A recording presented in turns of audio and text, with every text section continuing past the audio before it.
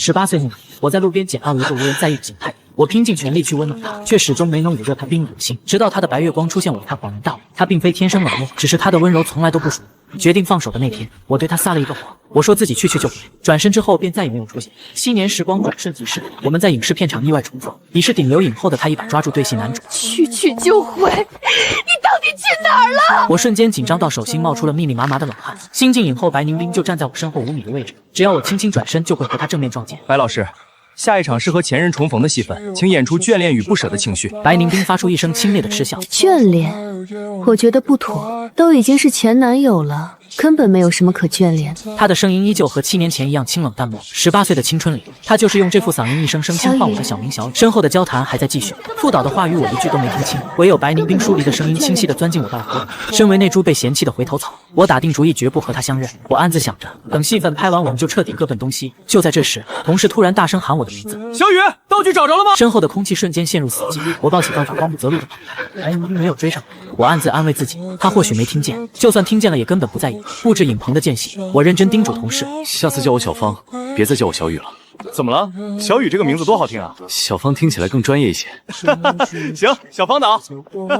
这是我担任导演助理参与的第一部影视作品。入组之前，我就早已知道本剧的女主角是白宁冰，她是顶级星2代，手握大半个娱乐圈的优质资源，不仅背景强大，演技更是无可挑剔。25岁的年纪就成功拿下影后冠军，而我恰好是她藏在青春里的初恋。我曾反复犹豫要不要入组，最终还是舍不得放弃这个难得的工作机会。我在心底暗暗发誓，绝对不能被她认出身份，一旦身份暴露，我的职业生涯就彻底完了。只因7年前我们的分手方式极其难看，我在绝情的分手信里写道：我早就知道你是星2代，接近你只是为了扒你家的黑料，我根本不喜欢小太妹，我喜欢温柔懂事的女儿，往后余生不必再见。信上的文字有多洒脱决绝，我离开时的背影就有多狼狈不堪。我无从知晓白宁冰看完信时是何种心情，可我清楚她的性格，向来睚眦必报，从不手软。若是被她找到机会报复，我的事业大概率会被彻底封杀。白宁冰真人比荧幕上更美，这基因也太强大了。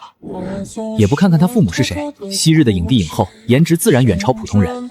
我最喜欢她的气质，温柔知书达理，上学时肯定是全校校花。听到这话，我差点被口水呛到。白宁冰是校花，这个说法简直大错特错。年少时的她非但不是校花，还是人人避之不及的街头大姐大。我永远忘不了初见她的那个画面。那天大雨滂沱，街上行人步履匆匆，她却像失去灵魂一般孤零零坐在路边一动不动，直到我缓步走近，她才缓缓抬起眼眸，语气凶狠又冰冷：滚！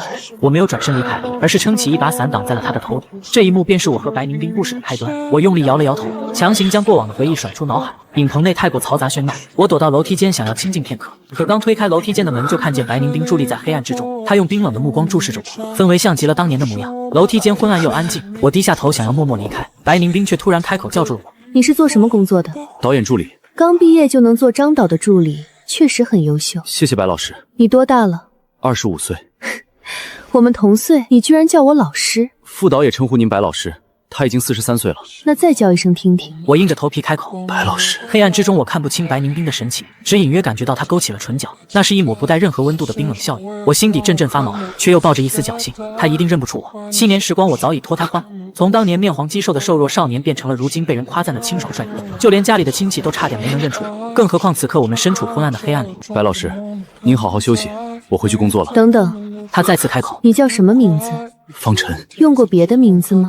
没有。白宁冰陷入了长久的沉默，我的后背瞬间惊出一层冷汗。我本名方晨，后来改名方小雨。当年他骗过我，如今我骗他一次也算彼此扯平。高1的那个暑假，我在街角捡到了落魄的白宁冰，他告诉我自己无家可归，没有亲人陪伴，我对此深信不疑。我天真的以为他和我一样，都是被世界抛弃的可怜人。童年时期，父母离婚后各自重组家庭，他们都有了新的孩子，唯独将我弃之不顾。我被寄养在姨妈家，常年住在阴暗潮湿的地下室。从小我就格外乖巧懂事，只因我知道，只有听话才能有一口饱饭吃。我和白宁冰是截然不同的两种人。我性格内向安静，生活里只有学习别无他物。高2分班，我和白宁冰成了同班同学，没人知晓他的家世背景，甚至有传言说他无父无母，孤苦无依。在学校里，我们形同陌路，互不打扰。可没人知道，每到深夜，白宁冰都会敲响地下室的窗户，我腾出狭小的地面，让他在这里打地铺过夜。第2天清晨，在姨妈家人醒来之前，他便悄悄离开，仿佛从未出现过。白宁冰常年逃课旷课，身上也总是带着新的伤痕。每次我小心翼翼为他上药。方小雨，你能不能轻点儿？叫我小雨。小雨同学，你能不能轻点儿？小雨是我的小名，是离世的外婆亲手为我取的。比起方小雨这个名字，我更偏爱这个温柔的小名，只因为这是白宁冰最常呼唤我的名字。看着夜夜寄居的白宁冰，我总下意识觉得他比我更加可怜无助。久而久之，我生出了一种甜蜜的错觉。上课忘带课本被老师训斥时，他会从最后一排走到讲台前，将自己的课本重重丢在我的桌面上。我虽是男生，却发育迟缓，身形瘦小，常常遭到外班同学的欺负。每次我委屈的手足无措时，白宁冰总会挺身而出，挡在我的身前。他是我罩着的人，我傻傻以为我们是彼此救赎，直到后来我才明白，这一切不过是我的一厢情愿。白宁冰是顶级星二代，家中豪宅跑车数不胜数，他脚上的一双鞋子就能买下我一整个季度的衣服。他接近我不过是想利用我气一气他的家人。我是什么时候认清真相的？大概是从陆景年出现的那天起，纷乱的思绪被突然打乱。回到影棚后，一杯奶茶被塞到了我的手中。陆景年又来剧组探班，为所有人都准备了奶茶。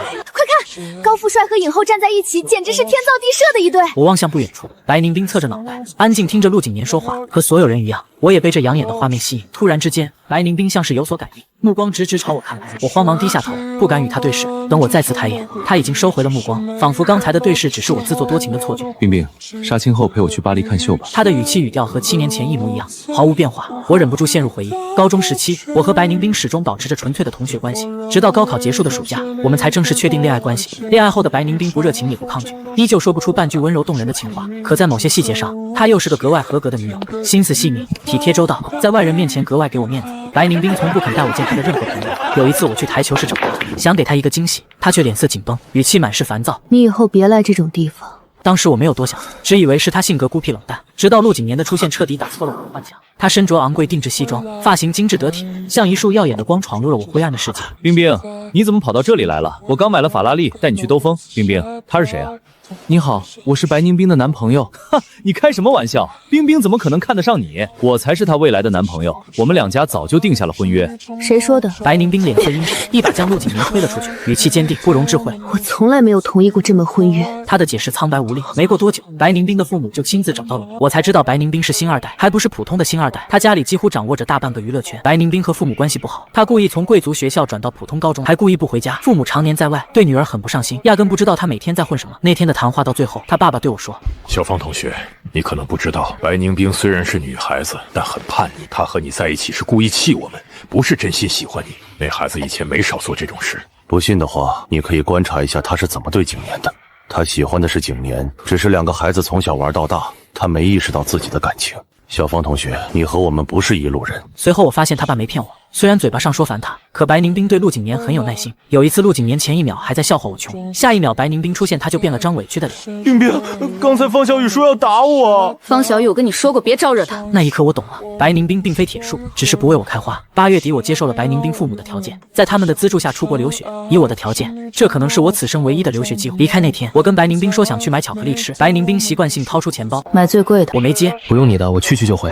我等你。然后我再也没有回来。按照白宁冰爸妈的要求，我留下一封万恶的分手信，彻底断了白宁冰的念头。这场限定3个月的初恋，随着秋天的到来悄然陨落。我改了名，跟高中同学尽数断联。我以前挺没有存在感的，没少被同学欺负。我珍惜来之不易的求学机会，也学会健身和穿搭，姓名外貌都变了。再加上白宁冰爸妈有意隐瞒，白宁冰根本找不到我，在他眼里我跟死了没区别。但白宁冰的事我倒是没少听说。在我离开后，他决定复读，考上了北电大学出道，星途坦荡。他在镜头前温柔而优雅，动人的笑容撩拨粉丝的心，完全看不出当年的影子。我想人都会变的，我也变了。一天的工作结束，我累得浑身酸痛，同事却好像打了鸡血。我去，这张美爆了！什么白宁冰的新路透上热搜了？我伸头一看，一张抓拍的照片引起热议。白宁冰这场戏是偶遇前任，你们看他的眼神简直神了！白宁冰把女1号演活了。照片中白宁冰静静望着前方，举手投足很是端庄，眼底却燃烧着红色的火焰，肆意而疯狂。更让我心惊的是照片边缘，他目光所及之处虚化掉的背影是我。翌日拍摄继续，男主角那边出了点意外，要去医院。这是一场重要的男女主对手戏，谁都耽误不起。导演很急，最终决定先找个替身，把白宁冰的镜头先拍了。白宁冰要亲自选替身，我站在人群最外围，白宁冰目光偏偏落在我身上。就他了，我很忙。导演没有任何意见，还催促我快点换上男主角的衣服。我只需要出个背影，但为了防止穿帮，化妆师还是给我上了个妆。站到白宁冰面前时，他有一瞬间的恍神。白宁冰问我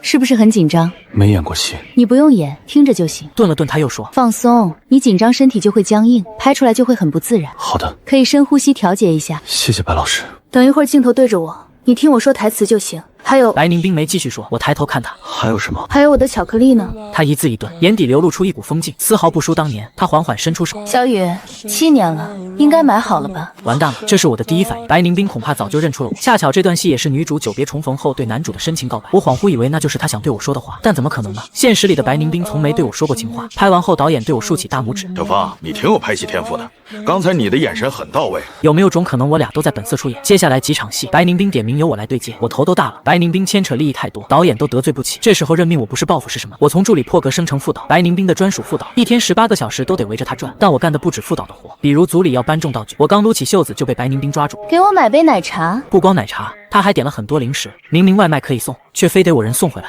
但有一说一，同事们都很羡慕我，可以带薪外出闲逛，可买零食回来，白宁冰却不想吃了。如此，在白宁冰手下工作1周，我居然胖了。久而久之，连同事都很好奇，是不是故意买零食给你？不可能，但他真的很纵容你啊！白宁冰很严格，这部戏他公司也投降，之前的副导都被他说过。可是他从没训斥过你。没有的事，他不折磨我就不错了。我矢口否认。剧组里的风言风语飘到了陆景年耳朵里，陆景年急忙赶来。你就是冰冰的新助理？我忍不住纠正，是副导，这么年轻能干得好吗？季大少爷，请不要以貌取人。陆景年盯我看了半晌，我是不是在哪里见过你？可能你认错了。我没兴趣跟大少爷叙旧，继续整理工作记录。陆景年哼了一声：“你们这些剧组的人我见得多了，不要以为冰冰重用你，你就有机会往上爬。我劝你摆正自己的位置，否则最后伤心都来不及。”你在说什么？你跟冰冰以前的男朋友有点像。陆景年说完这句话，等着我的反应。他以为我会震惊难过，可我困惑地看着他。所以呢？他重用你，只是把你当替身，并不是有多赏识你。冰冰痛恨那个男人，你也不要太得意。我放下手中的工作，笑着看他。既然恨，为什么还要找替身？这很矛盾。陆景年无言以对。他走后，我的心却静不下来。白宁冰痛恨我，果然如此。晚上，白宁冰突然给我发消息，让我给他送药。本着女主角不能得罪的原则，我买药送了上去。我以为白宁冰只是折腾我一下，可他确实病了，额上流着豆大的汗珠。奇怪，白宁冰以前没有胃病。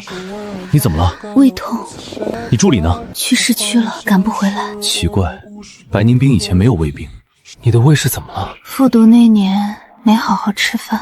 怎么不吃饭？他半合着眼皮看着我，没人给我留饭。这让我想到以前白宁冰来打地铺时，我都会给他留一口饭。等我写完作业，他已经把饭吃得干干净净，还是一样的倔脾气。我看到桌上有一大桌子菜，还冒着热气。刚到胃痛吃不下，可惜了。每天吃剧组盒饭。他貌似随意地说：“你吃吧，留着也是浪费，不吃就帮我倒掉。”我掰了一次性筷子在桌边坐下，我吃得很安静，屋里也很安静。我以为白宁冰睡着了，一扭头他正看我，嘴角还挂着笑，只是一对视他的笑容就不见了，又恢复成全世界都欠他的模样，一点没变。我们照例沉默着，互不说话，直到我走，白宁冰才突然开口：“我和陆景年没有任何关系，以前没有，现在也没有，未来更不会有。”我礼貌地点点头。可是白老师，我不在意了。我这句话让白宁冰脸黑好几天。无所谓，反正快杀青了。但就在杀青前几天，出了个不小的意外。一段传中戏，大风天录音师去上厕所了，我暂停他的工作，站在甲板边缘，举着比我人还长的麦克风，我有点不平衡，摇摇晃晃，一阵狂风吹来，没站稳，我从船上掉了下去，下面是湖，可我不会游泳，混乱间我听到一声急呼：“小雨！”白宁冰也直直跳了下来，他紧张地拽着我，像是再也不撒手了似的。后来我就什么都不记得。我醒来在陌生的房间里，床头有手写的留言：“这是我家，离拍摄基地不远，给你请假了，先休息几天。要换衣服的话，衣帽间里有刚叫人买的男士衣物，自己一看就是白宁冰的。很多演员在拍摄基地周围有房，白宁冰也不例外。以前我看八卦说他大多数时候都住在这，房子很干净。我进入衣帽间，一把黑伞最先映入眼帘，正是很多年前我给白宁冰打的那把伞。伞已经很旧了，质量也不好，可它却被放置在衣帽间的最中心。我忽然想起大雨滂沱的那一天，我用这把伞遮住了狂风暴雨。白宁冰一直想把我轰走，我也不知道哪来的勇气，扯开他的袖子，检查他的伤口。他想说脏话又忍住了。还好不用去医院。你等着，我去买药，很快回来。我把伞往他手里一塞，10分钟后我去而复返，买了药还买了吃的。大雨把我浇成小睡人，他沉默地望着我。从那天开始，白宁冰没再跟我说过一句不好的话。后来我才知道，其实他那天很震惊，从未有人在他的生命里去而复返。我是第一个。回忆结束，我找到衣物慢慢换着，可上衣还没穿好，衣帽间的门突然推开，我和白宁冰面面相觑，有点尴尬。白宁冰赶紧退了出去，带我换好衣服。你怎么一点动静都没有？我以为你又走了。你别凶。白宁冰愣了下，气焰全消。以前这句话很管用，只要白宁冰脾气上来，我就不轻不重地说一句别凶。没想到如今还管用。我还没怪你呢，你进衣帽间怎么不敲门？我又不知道你在里面。他涨红了脸，我什么都没看到。你要是不爽，我可以道歉。对不起。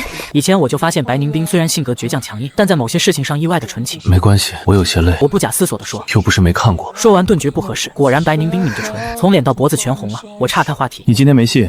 拍完了，我去煮稀饭，你一会儿把药吃了。落水的缘故，有点感冒。白宁冰把稀饭端来时，身上还系着围裙，我不禁多打量两眼。你系围裙挺温柔的。你说什么？我说我谢谢你。白宁冰眼神一亮，语气却凶巴巴。饭都吃光，不许浪费。你还想吃什么？我可以勉为其难给你做。不用麻烦你，忙你的吧。明早没我的戏，我今晚不回剧组，有时间备菜。还有，今晚你睡这里，我搬去侧卧。侧卧没有多余的床褥，病了就在床上躺好，少折腾自己。白宁冰指了指地板，老样子，我打地铺。半夜我又起烧，白宁冰几乎没睡，隔段时间就替我换毛巾。人烧的糊涂，难免出现幻觉。恍惚间，我以为回到那个不大的地下室，白宁冰睡在地上，避嫌似的离我好几米远。我们中间隔了一张桌子，我望过去，只能看见他消瘦的后背。有一次白宁冰生病，强忍着没说，我半夜察觉不对，起来时他的额头很烫，我找来退烧药，又一遍遍擦拭他的脸。白宁冰伸手突然抓住我，抓了好一会，怕我走掉似的，等睡着才放开。这就是毕业前我和他最近的一次接触，大多数时候我们形同陌路，在学校也擦身而过。昏昏沉沉的过了一夜，第二天醒来，白宁冰已经不在了。他临时被叫去补拍，但桌上摆着已经做好的菜，正中间是一包巧克力，最贵的那种。盒饭吃到一半，有人进门，我还以为白宁冰回来了，但来的是个陌生女子。我有印象，白宁冰的经纪人也是他的好朋友。经纪人呆呆地看着我，我百般解释，我只是剧组副导。你叫什么名字？您就叫我方小雨吧。他惊得差点蹦起来。方小雨，你就是方小雨！他恍然大悟地看着我，你就是小雨。怎么了？见我疑惑，他继续说道：白宁冰之前疯了一样找你，找不到你，他就自暴自弃，不吃不睡，整个人一度颓到谷底。这下好了，他找到了，可以安心了。7年了，终于不用再折磨自己了。您说笑了，我只和他谈过3个月，没那么难忘。怎么会？你不知道，白宁冰当明星是为了你吗？因为他爸妈的关系，他从小到大都很厌恶明星这个职业。之前家里让他童星出道，他都拒绝了。可是就在跟你分手后，他突然说要当明星，说是因为你喜欢电影，当明星的话可以站在最亮最高的地方让你看到。我瞬间愣住，确实有那么一回事。曾经有天夜晚我睡不着，跟白宁冰搭话。白同学，你睡了吗？没。我今天看了一部电影《肖申克的救赎》，真好看。没兴趣。我以后也想拍电影，但是那个很费钱吧？可惜我没钱。拍电影又费不了多少钱。我觉得他什么都不懂，异想天开，就没再说话。原来他都记得。经纪人一阵感慨，只用3个月就让他惦记一辈子。下午白宁冰回来了，他问经纪人：你来干什么？你要杀青了，过来打扫一下呀。不用你，走吧。另外我要休息一段时间，别安排通告。见色忘友，还记得以前你找不到他，在我面前痛哭流涕。白宁冰别扭的打断：别在我男朋友面前说这些。我纠正道：前男友。你没亲口跟我提分手，就不算分手。我写信了。1封信而已，我看完就扔了，谁知道是不是你亲笔写的？经纪人见状溜了。你看到那封信不生气吗？说要扒你的料。你没那个胆儿，而且爆没爆料，我自己不会看新闻吗？我哑口无言。白宁冰去洗水果，我继续说：分手只需要一个人同意，不管你认不认，我们早就没关系了。白宁冰身形一僵，转身看着方小雨：那我追你。没用的，白宁冰。你是不是生我的气？因为我骗了你，没告诉你我的背景，还是因为陆几年我没及时跟你解释清楚？都是也都不是。白宁冰，我俩不是一路人，不要强求了。屋里寂静无声，不知过了多久，他眼中布满血丝，委屈似的说：我就要强求。我没把白宁冰的话放在心上。杀青后我回了趟老家，姨妈家的老房子要拆迁，叫我过去帮忙处理家具。姨妈虽然以前偏心自己的孩子，但毕竟养过我，我不会当白眼狼。回去路上经过高中母校，校舍前几年翻新，变化很大。我在校门口站了一会儿，忽然被人叫住：你是那个谁？我记得你。保洁室出来一名女子，看着与我差不多大。你是这个学校的，我记得你以前和白宁冰一个班，对吧？您是？我以前跟白宁冰吵过架。对了，今天怎么就你一人？白宁冰呢？他不是总跟在你身后？我怔了一下，跟在我身后？对，每天下晚自习，白宁冰都跟在你身后，目送你回家。你不知道啊？竟有这种事！见我不信，女生继续道：我跟他吵架那次，中途他突然喊停，说下课了，要回一趟学校。我当时觉得很稀奇，就他还回学校，于是我就跟着他，结果发现他在门口等啊等，等你出来就跟在你身后。后来我才知道，他怕自己得罪人牵连到你，所以要保护你的安全。女生指着角落里的梧桐树，他就站在那里等你。17岁的白宁冰喜欢穿黑色，总是跟黑夜混为一体。一阵风吹来，他好似就站在那里。姨妈打电话催我，我赶到时正在处理地下室，我睡过的床、用过的书桌逐一搬了出来。小雨，我发现了一个东西，你快来！他指着地面一角，那上面刻满你的名字，是那个女生刻的吧？那个当女明星的女生。你怎么知道？哎呀，她来找过我的。什么时候？你还记得不？我以前在这里发现个东西，还把你一顿训。记得你那时候嘴硬的呀，我简直不想说你。回忆起曾经，姨妈有些怀念。你死活不说实话，硬说是自己的，但我知道你不是那样的孩子。我训你那天，那个姑娘就在窗口，她都看到了。我揪住衣角，呼吸都慢了。我怕她带坏你，坚决不许她再来打地铺。原来是这样。高2快结束时，白宁冰不再来蹭吃蹭住，其实他只是怕影响我。地上那些玛萨的痕迹，意味着白宁冰也曾有过无眠的夜晚。白宁冰一言不发，却在心里呼唤我千千万万遍。拆迁前一天，我从学校门口再一次步行回姨妈家。这条熟悉的小路被茂密的梧桐树覆盖，一路走，尽头看到地下室那扇小小的窗户，仿佛心电感应。我回过头，白宁冰戴着口罩站在马路对面。20分钟后，我们在以前常去的餐馆坐下。杀青后我就没接过他的电话，没想到还是让他找到了。餐馆旁边就是那家老台球室，我看着进进出出的人，忽然想要一个答案。那年暑假我来这儿找过你，你当时很不耐烦地赶我走，你知不知道我很伤心？白宁冰错愕了一瞬，我没有不耐烦啊，我当时只是害怕和着急。那间台球厅不是什么好地方，那天我见的人也不是好人，那几个女生一直想算计我，你出现的时候我真的怕极了，我怕你被他们盯上。白宁冰眉头紧锁，仔细回忆，对不起啊，我太紧张了，让你产生了误会。就在这时，老板叫到我们的号，我让白宁冰顺便买瓶水。就在他离开的间隙，我被几个女人围住。帅哥，留个联系方式呗。刚才那个是你女朋友吧？她怎么吃饭还戴口罩？有病吧？我冷冷看着，走开。哎呦呵，脾气不小，你知不知道我们混这一代的？带头的女人伸手摸我，下一秒她发出痛苦的嚎叫，我几乎拧着她的手腕。我不打女人。就在这时，白宁冰也回来了。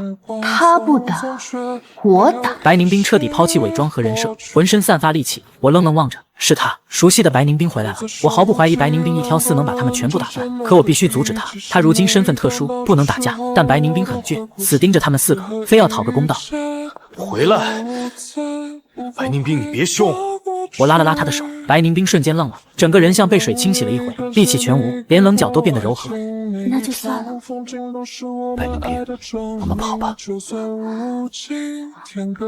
白宁冰反手扣紧我，我们向外狂奔，穿过街道和人流，我们跑啊跑，不知疲倦，心跳在耳边无限放大，咚咚咚。上次听到这个声音，也是因为这个人带给我年少的悸动，而此刻他仿佛还是那个倔强的少女。我们一直跑到姨妈家，钻进地下室，这里已经空无一物，等待明天的拆除，连灯也没了，只有月光照进来。我们不约而同开口：你以前每天都会陪我回家？